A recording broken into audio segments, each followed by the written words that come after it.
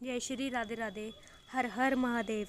जैसे भक्तों आप देख रहे हैं, महादेव के दर्शन भी हो रहे हैं साथ में, और पावन कथा शिव पुराण कथा हो रही है।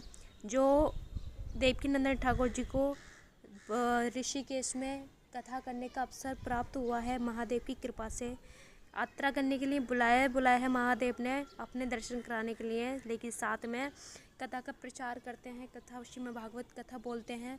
तो वो भी सौभाग्य प्राप्त हुआ। ये बहुत सौ लक्की हैं, और अपने से खुद ही नहीं गए हैं, अपनी पूरी फैमिली लेके गए हैं। उनकी फैमिली भी ऋषिकेश में बहुत ज़्यादा उनकी फैमिली का दर्शन नहीं होता, बहुत कमी से होता है। लेकिन जब से श्रीमद् भागवत कथा चल रही है अपने ऋषिकेश में, तब से ही अपने सबके दर्शन हो रहे हैं उनकी फैमिली के। और जैसे देख सकते हैं उनकी पत्नी, उनके बेटे, उनके माताजी साथ में दिखाई दे रही हैं। वो भी कथा सुनती हैं बैठ के आराम से पूरा परिवार। उनके बेटे ने बहुत सुंदर प्रवचन सुनाए, गुरु प्रवचन, और अपने धर्म का प्रचार किया। और बिल्कुल गुरुदेव की तरह उनकी वाणी है, बहुत ही सुंदर बोलते हैं, बहुत प्यारा मीठा बोलते हैं। और ये देखकर सभी भक्तों का प्रेम बहुत और ज़्यादा बढ़ गया, क्योंकि देवकीनंदन ठाकुर जी अपने इतनी सुंदर कथा करने के साथ साथ इतने गुरु प्रवचन भी सुनाते हैं, इतनी सुंदर वाणी है उनकी। और सौभाग्यशाली हैं वो सभी भक्त जो ऋषिकेश में कथा सुन रहे हैं और कथा हो रही है। तो हमारे लिए बहुत लकी की बात है। जहाँ भी आपके क्षेत्र में कहीं भी कथा चल रहे तो आप जाया करो, कथा सुना करो। और सुनने ही काफ़ी नहीं होता, जीवन में लाइफ में उसको फॉलो करो, उतारो, क्योंकि आत्मा परमात्मा के बिना बिल्कुल ज़ीरो है। तो जितना हो सके अपना काम भी करो, पढ़ाई भी करो, और अपने अधिक से अधिक पैसा कमाओ, तरक्की करो, लेकिन अपने धन को धर्म से जोड़कर, और अपने कर्म के साथ साथ परमात्मा को भी याद करके चलो।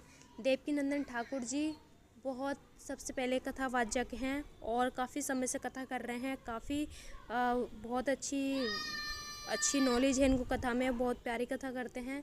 इतना ही नहीं, कथा सुनने के लिए काफ़ी दूर दूर से भक्तों का सैलाब बढ़ जाता है। वृंदावन में भी कथा करते हैं। वृंदावन में इनका बहुत सुंदर सा प्यारा सा मंदिर है राधा कृष्ण जी का। आप वृंदावन जाओगे तो वहाँ पे महान ऐसे 3-4 संतों के दर्शन होंगे जो बहुत पुण्य आत्मा हैं, जैसे कि श्री अनिरुद्धाचार्य जी हो गए, और प्रेमानंद महाराज जी हो गए, देवकीनंदन ठाकुर जी हो गए, चित्रलेखा हो गई, और बहुत सारे कथावाचक हैं जो बहुत पावन कथा करते हैं, और बहुत ही सरल स्वभाव है इनका। इनसे में जो भी मिलता है बहुत ही आनंद और बहुत सुकून महसूस करता है। आप देख सकते हैं ऋषिकेश का दर्शन आपको हो रहा है दरबार का भोलेनाथ जी के, और महासंत वहाँ पे हैं, और परम ज्ञान दे भी रहे हैं, परम ज्ञान ले भी रहे हैं। बहुत ही सुंदर ये दृश्य चल रहा है। तो हम आप ज़्यादा से ज़्यादा कथा भी सुना करें, और कोशिश करें कि सबको लेके जाया करें, अपने परिवार को, पड़ोसी को, क्योंकि भगवान के नाम में जितना जो भी जाता है बहुत अच्छा वो सौभाग्य होता है। इनकी माताजी भी आपको देखने के लिए दर्शन हो रहा है, इनकी माताजी का भी, पत्नी जी का भी, पुत्र का भी। देखिए बहुत सुंदर फैमिली है, और बहुत ही प्यारे सरल स्वभाव है। वैसे तो हालांकि बहुत से डरते हैं देवकीनंदन ठाकुर जी से देख के, क्योंकि ये जो कोई भी हमारे धर्म का विरोध करता है उनको क्रोध आ जाता है, और बहुत अच्छे से टटरी वार देते हैं। तो इनसे पंगे बहुत मुश्किल से लेते हैं लोग, बहुत डरते हैं, क्योंकि हमारे सनातन धर्म को कोई भी विरोध करे हमें सहन नहीं करना चाहिए, तुरंत एक्शन लेना चाहिए। और इतना ही नहीं, हम सबका कर्तव्य बनता है, जब हमारे गुरुदेव इतना कुछ कर रहे हैं, हमारे डरने की संसार में कोई आवश्यकता नहीं है।